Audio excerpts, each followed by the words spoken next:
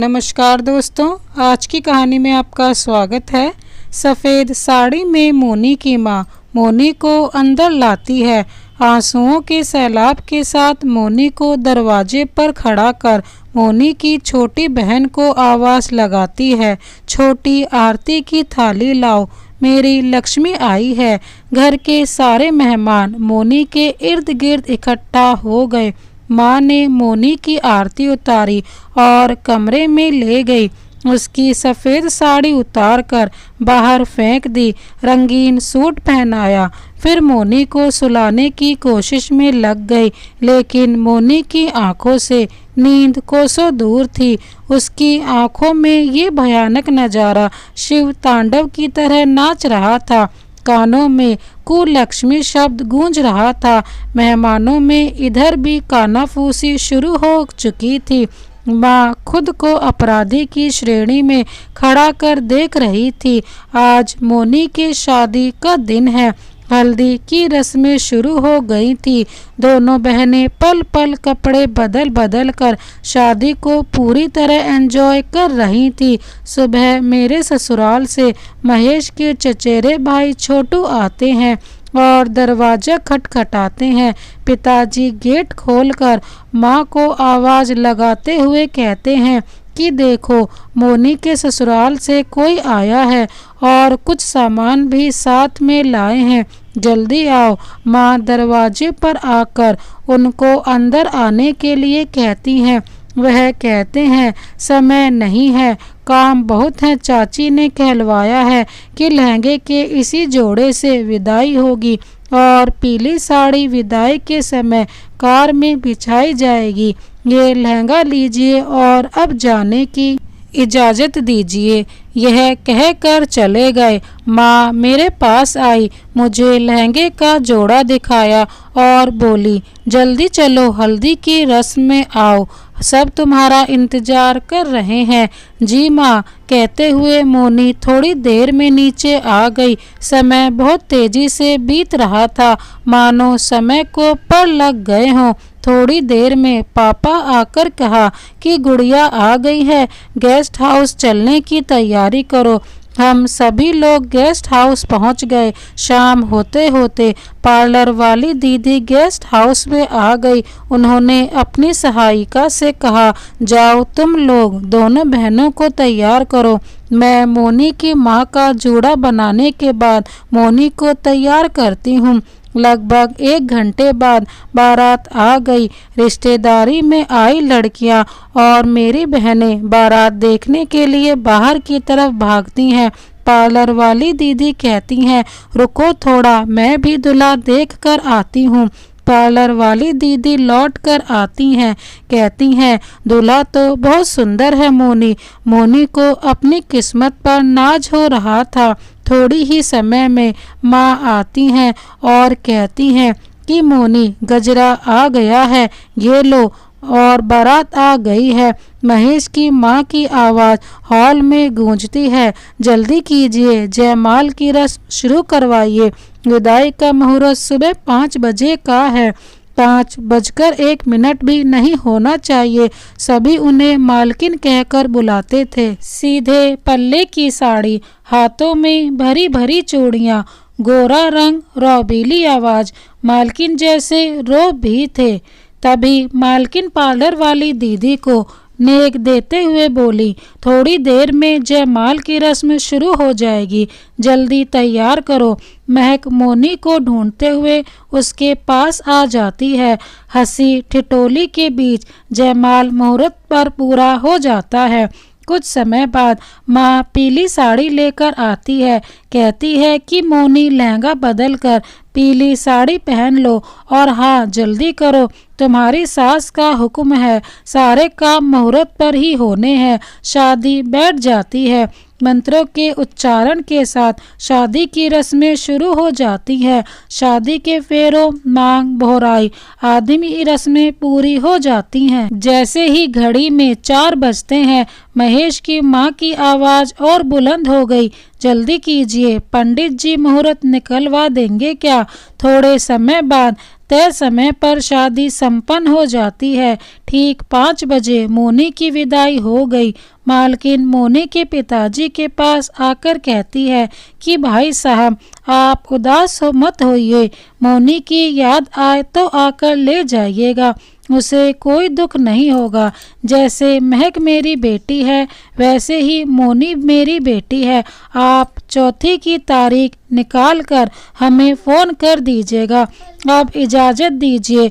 घर के सभी लोगों को मोनी के जाने का दुख तो था, लेकिन खुशी भी थी। मोनी के ससुराल वाले बहुत अच्छे हैं। मोनी की माँ कहती है, क्यों जी, एक बेटी की शादी खुशी खुशी निपट गई।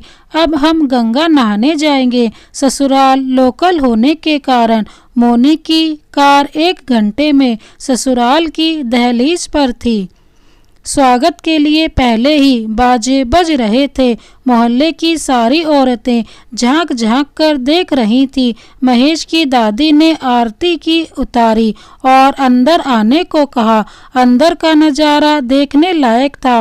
मोनी को जमीन पर पैर नहीं रखने दिया गया। बाहर से कमरे तक के रास्ते में फूल ही फूल बिछे हुए थे। फूलों पर पैर रखकर मोनी अपने कमरे तक पहुंची। अपने कमरे की सजावट देखकर दंग रह गई। थोड़ी देर बाद मेरी सास कमरे में आई और बोली, अब यह घर तुम्हारा है, इस घर की इज्जत का ख्याल रखना तुम्हारा फर्ज है। अच्छा, अब तुम नहा लो, आराम करो। दोपहर से ककन छुड़ाई की रस्म शुरू हो जाएगी, फिर तुम्हें आराम करने का मौका नहीं मिलेगा। और कल रात को रिसेप्शन भी है। तुम्हारा लहंगा सिल कर आ गया है। अभी महेश रिसेप्शन में पहनने वाला लहंगा दे जाएगा। मैं चाय भिजवाती हूँ। थोड़ी देर बाद महेश लहंगा और चाय लेकर खुद आते हैं। दोनों साथ मिलकर चाय पीते हैं। महेश कहते हैं कि मोनी, बस फ़ोन तुम्हारे कमरे में लगा दिया है, तुम अपने घर फ़ोन कर लेना। मैं चलता हूँ, बहुत काम है। सभी रिश्तेदारों के खाने पीने की व्यवस्था करवानी है और कल शाम की पार्टी की भी तैयारी देखनी है। अच्छा, रात में मिलते हैं। मोनी फ़ोन लगाकर माँ से बात करती है और ससुराल की सारी कहानी अपनी माँ को सुनाती है। अपनी बेटी की खुशियों को देखकर माँ के आंसू निकल आते हैं। भगवान का 100 बार शुक्रिया अदा करती है। मोनी नहाकर लौटती है तो नाश्ता लेकर उसकी ननद महक कमरे में बैठी होती है। जाते समय कहती है, भाभी नाश्ता करके आराम कर लीजिए और दोपहर तक तैयार हो जाइएगा। साड़ी कौन सी पहननी है माँ बताएंगी। अच्छा, मैं चलती हूँ, मुझे भी अपने कपड़े तैयार करने हैं। भैया को भेज दूँ क्या? मुझे चिढ़ाते हुए महक बाहर की तरफ निकल जाती है। मालकिन, ये सामान कहाँ है? वो सामान कहाँ है की आवाज़ पूरे कमरे में गूंज रही थी। इससे साफ समझ आ रहा था कि माँ ने घर की बागडोर कितनी अच्छे तरह से संभाल रखी है। दोपहर से ककन छुड़ाई की रस्म शुरू हो जाती है। जैसे ही रस्म समाप्त होती है, मोनी के लिए महक खाना लेकर आती है। कहती है, भाभी खाकर आराम कर लेना। माँ ने कहा है कि शाम को मुंह दिखाई की भी रस्म है। मोनी खाना खाकर थोड़ी देर के लिए सो जाती है। इधर मालकिन की आवाज़ शाम को बंगले में फिर से गूंजती है, छोटू, ए छोटू, शन्नो अभी तक क्यों नहीं आई? इतने लोगों का खाना बनाने में रात हो जाएगी। महेश, शन्नो को बुलाने के लिए किसी को भेजो और जब तक शन्नो नहीं आ जाती तब तक बड़ा वाला चूल्हा लॉन में लगे टेंट में लगाने की तैयारी करो। मालकिन, चूल्हा लॉन में लगाने के लिए इसीलिए कहती हैं क्योंकि घर के अंदर नॉनवेज नहीं बनता है। मोनी के ससुराल में शादी के दूसरे दिन मछली का बनना शुभ माना जाता है। शन्नो घर में खाना बनाने का काम करती है। घर में बहुत सारे नौकर हैं। लेकिन खाना बनाना शन्नो का काम है। सासू माँ बड़बड़ाते हुए आती हैं और कहती हैं कि शन्नो तो समय से आ जाती है और ना जाने क्या बात है, मैं शन्नो के अलावा किसी को भी किचन में नहीं जाने देती। मेरा किचन शन्नो के अलावा कोई नहीं संभाल सकता। और हाँ, ये कपड़े पकड़ो, थोड़ी देर में मुंह दिखाई की रस्म है। सब लोग आने शुरू हो गए हैं, तुम तैयार हो जाओ, मैं महक को भेजती हूँ। किसी चीज की जरूरत हो तो महक से कहलवा देना। तभी एक आदमी दौड़ते हुए आता है, कहता है मालकिन मछली आ गई है, आगे क्या करना है? मालकिन हाँ हाँ चलो चलो मैं आ रही हूँ। शन्नो आई कि नहीं, उसके बिना तो मेरा दिमाग ही काम करना बंद कर देता है। महेश कहते हैं आ रही होगी, छोटू लेने गया है। तब तक मेहमानों के चाय नाश्ते का इंतजाम करते हैं। महक कहती है ढोलक कहाँ रखी है? नीरजा काकी मंगा रही हैं। मालकिन दूसरी मंजिल पर पहले कमरे में है, जाओ किसी को भेजकर मंगा लो। नीरजा काकी बोली। मालकिन शगुन का रुपया रखो और ढोलक को सिंदूर लगाओ, गाना शुरू किया जाए। मालकिन हाँ हाँ अभी आई। नीरजा काकी मालकिन की जेठानी थी। जैसे जैसे समय बीतता जा रहा था वैसे वैसे मालकिन की आवाज बुलंद होती जा रही थी। महेश महक को बोलो कि मोनी तैयार हो गई हो तो उसे नीचे ले आए। जी माँ कहते हुए महेश मोनी के कमरे की तरफ चल पड़ता है। इतने में शन्नो आ जाती है। मालकिन शन्नो को देखकर चिल्लाना शुरू कर देती है, यह क्या शन्नो, तुम्हें पता है ना शादी ब्याह का घर है और तुम गायब हो। मैंने तुमसे कहा था कि तुम परिवार सहित यहीं रहो, लेकिन तुम सुनती कहाँ हो? तुम्हारी बेटी कहाँ है, उसे क्यों नहीं लाई? मालकिन उसे बहुत तेज बुखार है और बेटे को बिटिया के पास छोड़ आई हूँ। यह सुनकर मालकिन थोड़ा नॉर्मल हो गई और बोली अच्छा तुमने बताया क्यों नहीं? ठीक है, किसी को भेजकर तुम्हारे बच्चे को बुला लेती हूँ। अब तुम जाओ खाना बनाने की तैयारी करो। और हाँ, पहले खाना बनाने की तैयारी करो, फिर आकर मेरी बहू को देख लो। मैं तुम्हारी मदद खुद करूँगी। हॉल में ढोलक की थाप की आवाज़ गूंजने लगी। महक मोनी के कमरे की तरफ तेज कदमों से पहुँची। भाभी चलिए, माँ नीचे बुला रही हैं। महक मोनी को लेकर नीचे आने लगी। मोनी को देखते ही सभी औरतों की आंखें खुली रह गईं। थोड़ी देर के लिए नीरजा काकी के हाथ रुक गए, सन्नाटा छा गया। मोनी लहंगा और श्रृंगार में अप्सरा लग रही थी। महेश ने तिरछी निगाहों से मोनी को देखा और मुस्कुराया। मोनी भी हल्का सा मुस्कुराई। मालकिन ने आधे रास्ते से लपक कर मोनी का हाथ पकड़ लिया और नीचे तक ले आई। मालकिन ने मोनी की उंगली में अंगूठी पहनाकर मुंह दिखाई की रस्म की शुरुआत की। दादी ने सोने की चैन पहनाकर कुल लक्ष्मी के खिताब से नवाजा। मालकिन बोली नीरजा दीदी आगे आप संभालिए, मैं खाने का इंतजाम देखती हूँ और महक तुम भाभी के साथ रहना। कहते हुए मालकिन लॉन में लगे हुए टेंट की तरफ लंबे लंबे कदमों से जाने लगी। शन्नो आकर कहती है खाने की तैयारी शुरू हो गई। मालकिन बस आटा गूंदा रहा है, मैं अभी रोटियां बनाना शुरू करती हूँ। हाँ ठीक है, पहले जाओ बहू को देख आओ, तब तक बाकी काम दूसरे नौकर संभाल लेंगे। छोटू लड्डू के डिब्बे ले आओ, मेहमानों के जाते समय दादी अपने हाथों से सबको देंगी। जी चाची कहते हुए छोटू लड्डू के पैकेट लेने के लिए स्टोर रूम की तरफ जाता है। गाने बजाने की आवाज़ पूरे मोहल्ले में गूंज रही है। मालकिन की खुशी का ठिकाना नहीं है। तभी शन्नो आकर कहती है मालकिन खाना बन गया है। ठीक है मालकिन, जैसे ही प्रोग्राम खत्म होता है आप बता देना, गरम गरम रोटियां बनाना शुरू कर देंगे। ढोलक की थाप पर महक और उसकी सहेलियां का नाचना शुरू हो जाता है।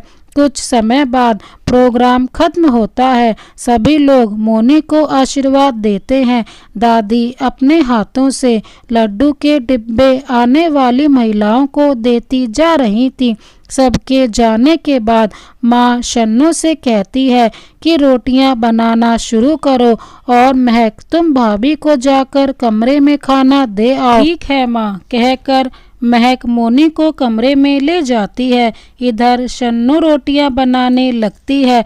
महेश और छोटू सबको खाना खिलाने का इंतजाम करने लगे। मालकिन कहती है, महेश छोड़ो, सबके पास जाकर बैठो। इधर आओ, सारे नौकर मर गए क्या? तुम श्याम सुंदर जी के पास जाकर बैठो, वो रुकेंगे नहीं, अभी अपने घर जाएंगे। मालकिन शन्नू के पास आकर कहती है, तुम अपने घर के लिए खाना निकाल दो, मैं किसी से भिजवा देती हूँ और तुम्हारी बेटी को बुलवा लेती हूँ। अब तुम जाना, बहुत देर रात हो गई है। महेश जाकर एक किनारे बैठे श्याम सुंदर जी के पास आकर बैठ जाता है। महक मोनी से कहती है, आप कपड़े बाद में बदलिएगा, चलिए छत पर आपको घर की सजावट और लाइटिंग दिखाती हूँ। छत से तो और सुंदर दिखता है, अगर लाइटिंग दिखेगी तो देखती रह जाओगी। मोनी महक के साथ छत पर चली जाती है। छत से लॉन साफ दिखाई दे रहा था। सजावट देखकर मोनी के मुंह से वाव निकल जाता है। महक कहती है, मेरा लॉन बहुत बड़ा है। माँ और भैया सुबह लॉन में ही चाय पीते हैं। मोनी की निगाहें महेश को ढूंढने में लग जाती हैं। महेश बैठकर किसी से बात कर रहा था। मालकिन के माथे पर बल था कि किसी की खातिरदारी में कोई कमी ना रह जाए, जिसके लिए कभी इधर कभी उधर चक्कर काट रही थी। मालकिन नौकरों से कहती हैं कि खाना परोसना शुरू करो। शन्नो, जितनी रोटियां बन गई हैं उतनी भिजवाओ। और हाँ, तुमने खाना टिफिन में भर दिया कि नहीं? मालकिन, याद नहीं रहा। जल्दी करो शन्नो, खाना भरो, मैं भिजवा देती हूँ कहकर मालकिन सबको खाने के लिए बुलाने चली जाती हैं। इधर शन्नो झुककर खाना टिफिन में भरना शुरू करती है कि शन्नो की साड़ी का आंचल चूल्हे से निकलती हुई लौ किसे आग पकड़ लेता है। तभी मालकिन जोर से चिल्लाती है, शन्नो, तुम्हारी साड़ी जल रही है, तुम्हारा ध्यान कहाँ है? इतनी देर में छोटू और महेश बहुत तेजी से उठकर भागते हैं। साड़ी की आग शन्नो को महसूस होने लगती है। वो अपने आप को बचाने की कोशिश में इधर उधर भागने लगती है। महेश तेजी से लपक कर शन्नो की साड़ी खींचकर फेंकता है। साड़ी टेंट से चिपक कर गिरती है और टेंट में आग पकड़ लेती है। आग की लपटों से टेंट में लगी हुई झालरों में शॉर्ट सर्किट हो जाता है। बंगले में अंधेरा हो जाता है। महक मोनी को छत पर छोड़कर दौड़ती हुई लॉन में आती है। ये नज़ारा देखकर मोनी के माथे पर सिलवटें पड़ जाती हैं। किसी तरह अंधेरे में टटोलते हुए छत से नीचे आने की कोशिश करती है। टेंट में आग पकड़ते ही अफरा तफरी मच जाती है। महेश अपनी माँ की तरफ आता है। उसे अपनी माँ के साथ किसी अनहोनी की आशंका होती है। तभी किसी चीज से उसका पैर टकरा जाता है और वो सिर के बल गिर पड़ता है।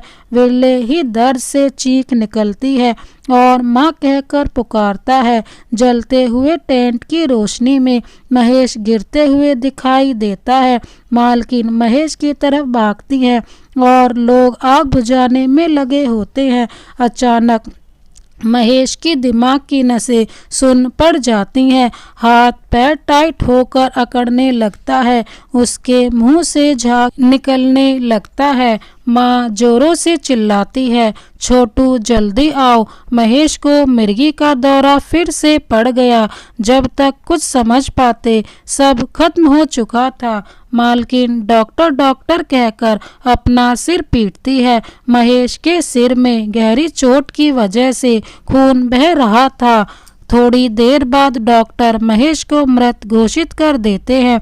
चारों तरफ सन्नाटा और खामोशी ही खामोशी फैल जाती है। बोलने को कुछ नहीं बचा था। मोनी ये नज़ारा देखकर स्तब्ध रह गई। ऐसा लगता था कि मोनी की आत्मा बाहर निकल गई हो। केवल शरीर का ढांचा खड़ा है। पेड़ का तना हरा भरा दिख तो रहा है, मगर जड़ें अंदर से खोखली हो गई हैं। इधर मोनी के मायके में फोन की घंटी बजती है। मोनी के पिताजी कहते हैं, देखो किसका फोन है। माँ बड़बड़ाते हुए कहती है, इतनी रात में किसका फोन हो सकता है। सुबह खरीदारी करने जाना है, रिसेप्शन में भी जाना है, मेहमानों का खाना पीना भी देखना है। ऊपर से इतनी रात में किसका फोन हो सकता है। नींद खराब करके रख दी। रिसीवर उठाकर हेलो कहती है। उधर से कुछ आवाज आती है, जिसको सुनकर मोनी की माँ रिसीवर पकड़े जमीन पर बैठ जाती है। बरबस ही मुंह से निकलता है, यह क्या हुआ? अभी कल ही तो विदाई हुई थी। मोनी इतनी बदनसीब कैसे? बहुत देर तक कमरे में न लौटने पर मोनी के पिताजी बाहर आ जाते हैं। पूछते हैं, किसका फोन है? लगभग 1 घंटे बाद मोनी की माँ और पिताजी मोनी के ससुराल पहुंच जाते हैं। मोनी अभी भी जड़वत खड़ी थी। उसके ऊपर रोने की आवाज़ों का कोई असर नहीं हो रहा था। मोनी की माँ को देखकर भीड़ में कानाफूसी की आवाज़ें आने लगती हैं। ना जाने कैसी मनहूस कुलक्ष्मी बेटी जनी है। दोनों घर उजाड़ करके रख दी, अपना मर्द मार कर खा गई। श्याम सुंदर जी अपनी निगाहें नीचे करके बर्बादी का नज़ारा देख रहे थे। निगाहें नीचे करने की वजह थी क्योंकि इस शादी के लिए श्याम सुंदर जी 6 महीने से पीछे पड़े हुए थे। माँ यह कहकर टाल देती थी कि वह अभी पढ़ रही है, लेकिन श्याम सुंदर जी बार बार यही कहते हैं कि आप शादी कर दीजिए, बेटी को कोई तकलीफ नहीं होगी। महेश की माँ महेश को एक पल के लिए अकेला नहीं छोड़ती थी। उन्हें पता था कि महेश को कभी भी मिर्गी का दौरा पड़ सकता है। सुबह का सूरज अपनी रोशनी बिखेर रहा था। महेश के अंतिम यात्रा की तैयारियां शुरू होने लगी। माँ और दादी का हाल बहुत बुरा था। मोनी को महेश का चेहरा आखिरी बार दिखाया जाता है। उसके बाद महेश के शव को शमशान घाट लेकर चले जाते हैं। महक मोनी को कमरे में लेकर चली जाती है। थोड़ी ही देर बाद नीरजा काकी त्योरियां चढ़ाए आती हैं। काकी अपना आपा पूर्णता खो देती हैं, जोर से चिल्लाती हैं, कहाँ है मोनी? लेकर आओ उसे। महक मोनी को ले आओ, सुनाई नहीं देता क्या? दादी कहती हैं, महक मोनी को नीचे ले आओ। बेटा ये सब किस्मत का लेखा जोखा है, हम और तुम चाहकर भी कुछ भी नहीं कर सकते। महक बेमन से जाकर मोनी को ले आती है। मोनी अभी भी बुत की तरह खड़ी है, मानो मोनी का दिमाग सुन्न हो गया हो। कुछ औरतें पकड़कर लकड़ी के पाटे पर बिठाती हैं। लाल लहंगा पहने हुए मोनी के ऊपर बाल्टी से पानी डाला जाता है। फिर मोनी की चूड़ियाँ तोड़ दी जाती हैं। लाल चूड़ियों से भरी हुई कलाइयाँ पल भर में सूनी हो जाती हैं। मोनी की मांग का सिंदूर पानी के साथ बह जाता है। पीले रंग का सिंदूर जो मोनी की मांग में सूरज की लालिमा की तरह दमक रहा था, चंद्रमा की रोशनी की तरह दिया हो जाता है। माथे की बिंदी उतार दी जाती है। मोनी के चेहरे की रंगत अचानक से फीकी पड़ जाती है। लाल साड़ी और गहने उतारकर सफ़ेद साड़ी पहना दी जाती है। मोनी की माँ के लिए यह सब देखना बहुत ही दुखदाई था, लेकिन कहते हैं ना कि भाग्य का लेखा टाला नहीं जा सकता। औरतें फिर फुसफुसाना शुरू कर देती हैं कि कल की शादी हुई, आज ही विधवा हो गई, कुल लक्ष्मी नहीं तो क्या है। मोनी की माँ मालकिन से कहती हैं, आप इजाज़त दीजिए, मैं मोनी को अपने साथ ले जा रही हूँ। नीरजा काकी गरजते हुए कहती हैं, हाँ हाँ ले जाओ, ऐसी औरत की इस घर में ज़रूरत नहीं है।